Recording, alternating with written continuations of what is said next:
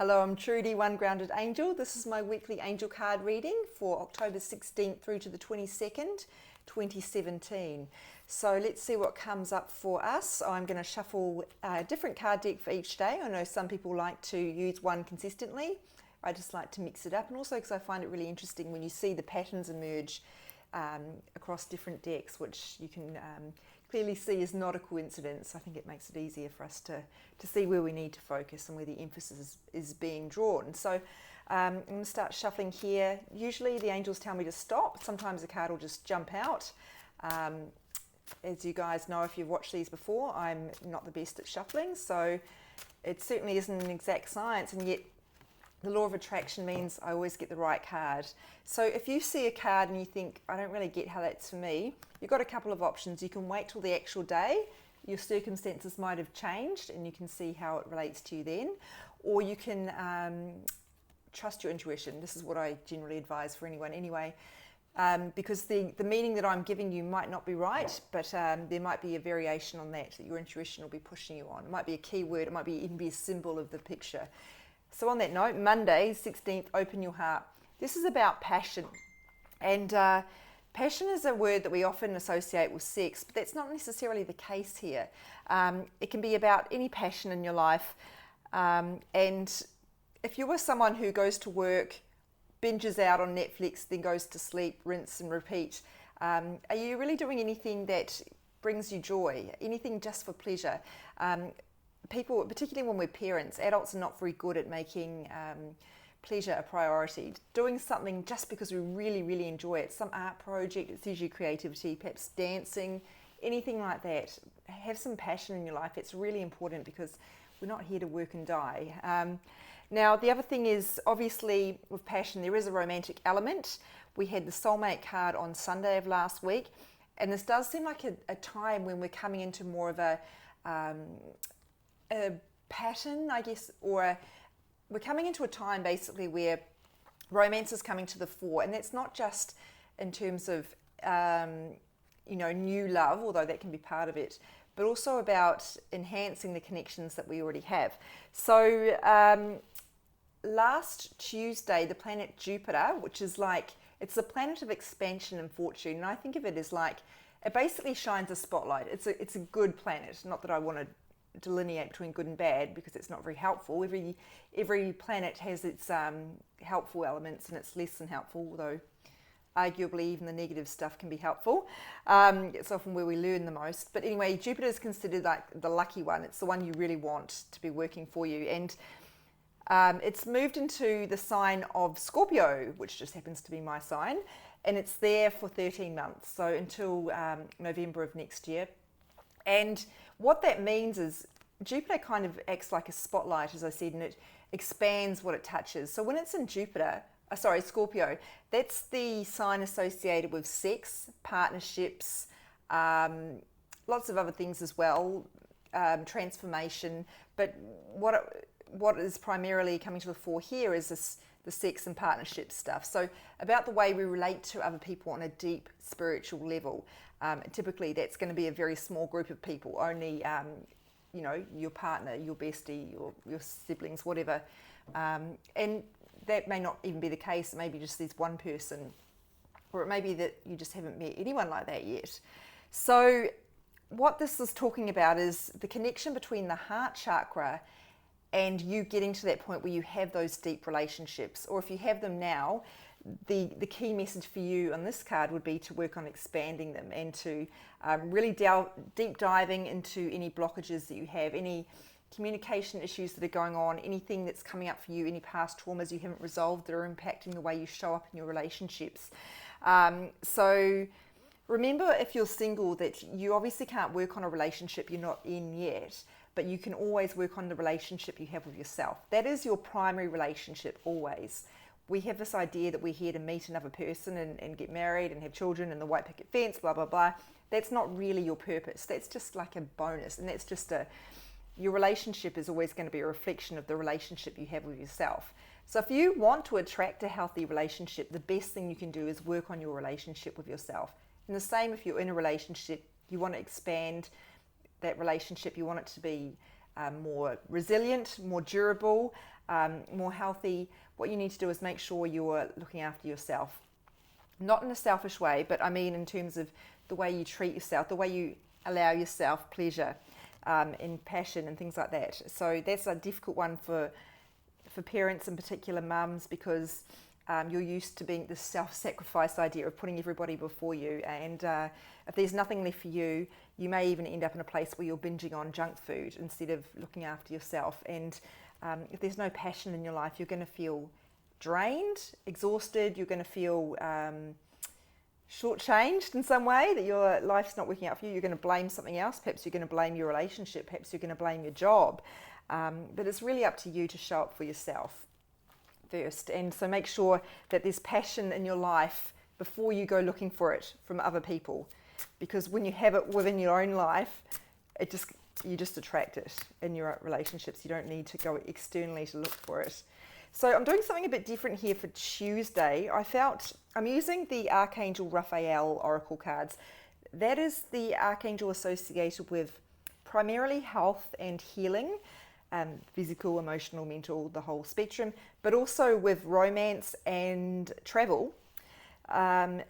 I don't normally use specific Archangel cards. I do use Michael a bit in my Oracle cards, but this is one I usually reserve for personal readings with clients if they've got a health concern they're bringing to me that they want some insight on. But I felt called to use this today, so let's see what comes up for Tuesday. Now I realise that not everybody watching this is going to have a health concern right now, but our health is important to all of us because without our health we have nothing. So there's always things for us to address in terms of our health, physical, emotional, mental health, etc. So I'm just shuffling and going to see what comes up. Oop. Well, I'm starting to regret that decision since it's taking me a really long time to get a cut. Oh, there you go. Caffeine free. Oh no, everybody hates me now. I'm really sorry to tell you guys this, but for some of you, not all of you, caffeine is not working out well for you. Now, I am one of the minority of people, or maybe it's a majority, I don't know. I'm one of the people who coffee does not agree with.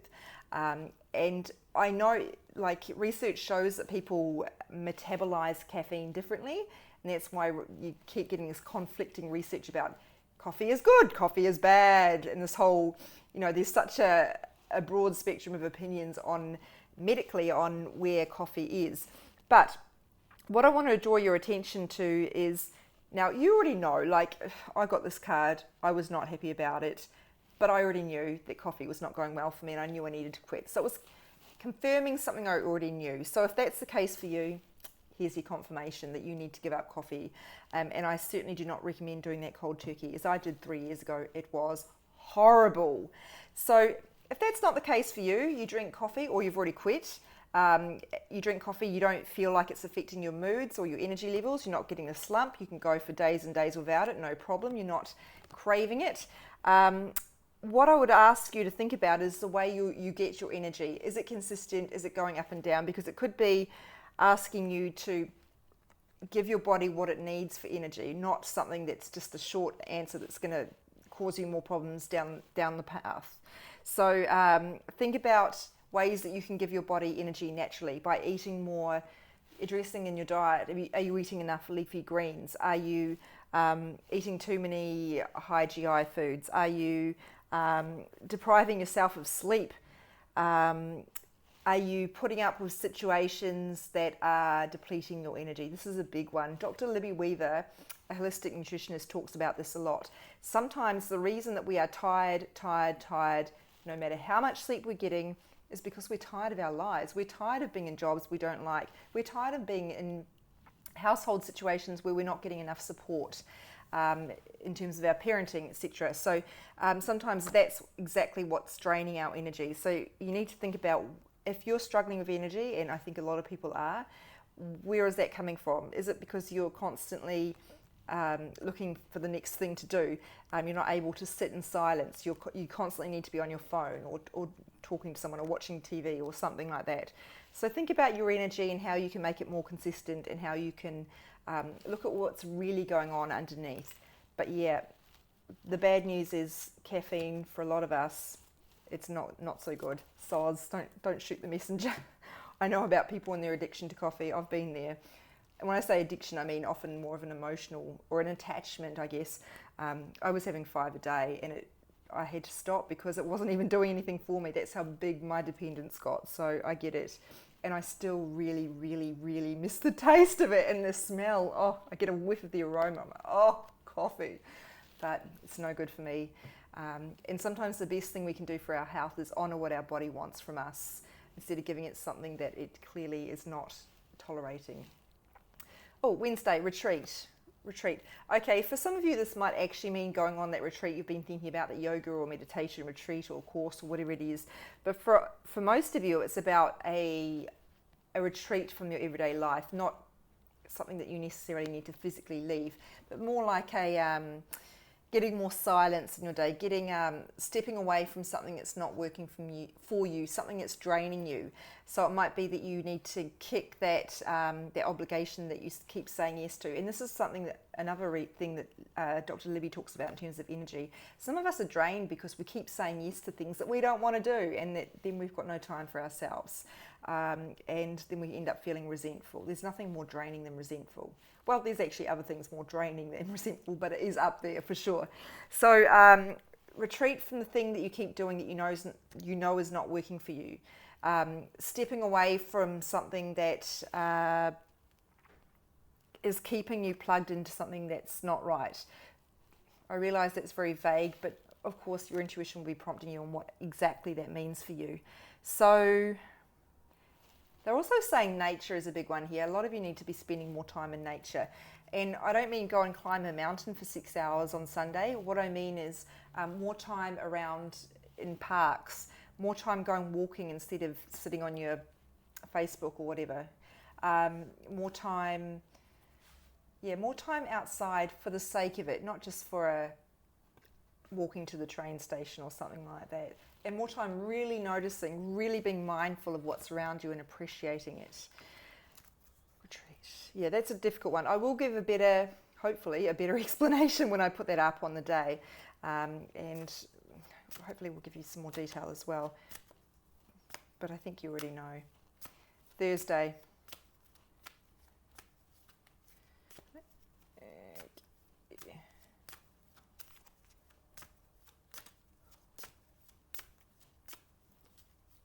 I don't know what's going on here. Might need to swap cards. Oh, no, we got it. Yay! That was getting a little bit frustrating there. Okay, so we have cancel, clear and delete. This is about cancelling out the negative thoughts that you have. So when I learned to read cards, and I say learn loosely because it's something that you learn the technique, but it's really, when you work with cards, you're really working with your intuition. It's something that you inherently know how to connect with the divine. This is just learning how to use these tools to facilitate that. So one thing I learned is this idea of cancel, clear, delete. So it's perfectly normal to have negative thoughts. What you don't want to do is get stuck into a vortex of negativity where you start, oh, I messed that up. Oh, I never do anything right. Oh, I'm destined to fail. I'm such a loser. You know, it's that whole piling up of thoughts. If you find yourself saying something negative, and often I find I use this when it's a judgment about someone else, cancel, clear, delete. I always say Control, Alt, Delete because I'm this of the computer generation. That's just what we do because it's memorable. And we understand that idea of I'm getting out of this thing that's faulty and going back to something else where I can start again. And that's what you do when you Control, Alt, Delete your computer. So the card reminds us that everything that we think is contributing to the experience before us. So sometimes when we're negative about a situation, we think we're just being realistic and reflecting what's already out there. It's actually the other way around. So be really careful about your thoughts at this time. That's the bottom line here. Be mindful of where your mind is going. Observe it. Don't judge yourself for where it's going, but just pull it back in by cancelling that out and trying again. You can also not trying again, but replacing it with something more helpful. You can also call upon Archangel Jophiel. Never quite sure if I'm saying that right because I've only ever seen it written down. Jophiel. Google it if you want more information. That is the archangel associated with beauty, a bit like a Venus or an Aphrodite kind of energy there. and you can ask Jophiel to beautify your thoughts. I do this from time to time. It really helps. Friday. Oh, okay, that one wanted to come to the fore. Child, we had last week or the week before 2 very strong, the weeks all run into one for me. 2 very strong messages about motherhood, about parenthood, about working with kids, about connection with children. This is really the same thing. If you have been feeling called to work with kids, perhaps in a professional sense, doing some training, or even in a voluntary capacity, perhaps some sort of mentorship with disadvantaged kids or something, this confirms that's right for you.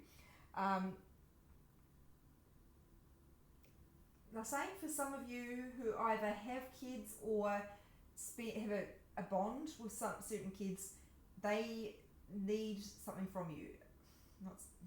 So there are people listening to this who are around kids who have particular emotional needs, who are struggling, who have some welfare concerns, and they need more of your attention and care and nurturing. Look, you'll know if that's the case for you. You'll know who it is instantly. The other thing is we've got confirming those messages that I reiterated last week about, your ability to work with kids if that's something that appeals to you, but also in terms of you guiding your own children. So many mums who come to see me for readings want to know, am I doing an okay job with my kids, or they translate that as, are my kids okay? And of course the answer is yes on both counts. Sometimes we need that reassurance, and that's normal, you're human. The thing I always remind people is that your kids chose you, and that's because you're the best person for this job. Doesn't mean you're the perfect parent, but it does mean you're the right parent. So if things aren't going well, just keep showing up and resolve to do to fix what's going on. That's what matters most. Try not to have a sense of I'm winning or I'm failing about this, because that's not really how healthy relationships work. So also, sorry, I've moved on too fast. Inner child work, needing to have some fun, needing to bring out your inner child. Some people think that sounds silly, but it's actually quite fun. Going to the playground, it could be for you, it could be just doing something silly for the sake of it, dancing around your living room, if that appeals to you. I talked earlier about having passion in your life, so doing some activity, a hobby. Drawing is something that kids love. A lot of kids love. You could do that. You could go and play sport. Anything that is bringing your inner child, the part of you that does not care about what's going to happen tomorrow, it only wants to enjoy this moment, that is the part of you you want to bring to the fore. Because that makes you fully present, that makes you fully living in the moment, it makes you mindful, it makes you calm, and it helps you connect better with the divine and your intuition. Saturday,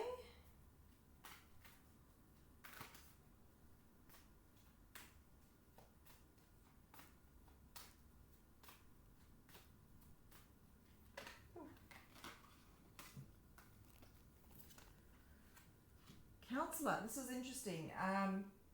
If you've been thinking about becoming a counsellor, we're getting a lot of life purpose, career type stuff already, haven't we, in terms of working with kids.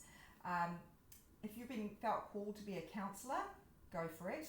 For most of you, however, this is about the way you counsel other people. So an ideal counsellor is someone who doesn't judge, who doesn't force their opinions on other people, who doesn't try to subtly guide or steer. It's just about giving, it is about subtle guidance. It's not about steering or directing or commanding. So look for ways to help other people with that, particularly people around you who are struggling. Be very wary of, as I say, forcing things on people, and of seeking out people. Like, look for the opportunities, don't look for them. Look for the opportunities when they come up, don't search for them. That's really what I'm trying to say. It didn't come out well at all.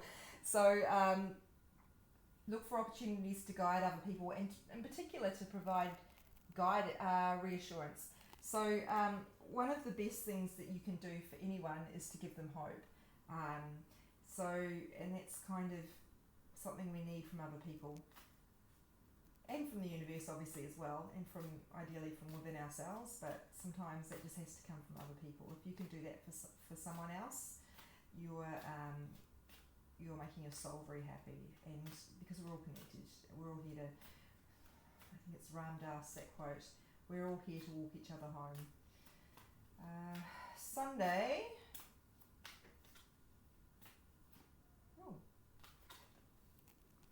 Oh, love it. Time out. You've been so busy taking care of everyone else's needs, it's time to stop and take care of yourself.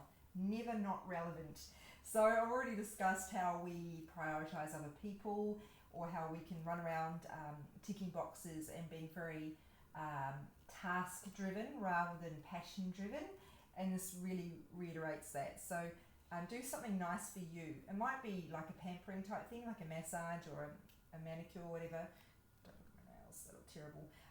But it doesn't have to be. It could be something that's just a hobby that you do, or I don't know, going somewhere new and enjoying exploring a new area. Whatever that means to you, try to steer clear of treating yourself through food, because that's, look, sometimes there's nothing wrong with making your soul happy with food, but be very careful not to set a precedent if that hasn't already happened for you in your childhood. It certainly did in mine, where food is used as a treat. Food is a way that we show we reward ourselves. That's not particularly helpful, so just be wary of that. Open your heart about passion and getting more love, giving and receiving more love from the world. Caffeine free, managing our energy better, really. Retreat, it's pulling back basically, and coming away from something. Yeah, that's going to be something that will mean more to you at the time. Clearing away negative thoughts and being aware of how our thoughts create our experiences, so watching where our mind goes. Inner child and working with kids. Counsellor, I mean, you can see how those two might be connected anyway, that counselling and being a guidance, source of guidance for kids. Time out, yeah. So the themes would be making sure we're doing something for us, something for pleasure, something for passion. That's the big theme here. And yeah, that would be the major one. So I put these on my social media. My Instagram is @OneGroundedAngel. My Facebook page is OneGroundedAngel. You can reach me via my blog, www.onegroundedangel.com. And if you want a personal reading, that's the best way to go about it. I'm happy to get feedback from you guys, but I'm not able to answer specific questions about your own life. I get a lot of messages to that, and I'm just too busy with the business and with my other work, and obviously I already supply a lot of free content. I just don't have capacity to answer personal queries, but if you book an appointment, I'm more than happy to dive deep into that with you. And that's all I need to tell you for now. So thank you so much for your love, for your attention, and for your support, and I look forward to reading for you next week. Take care.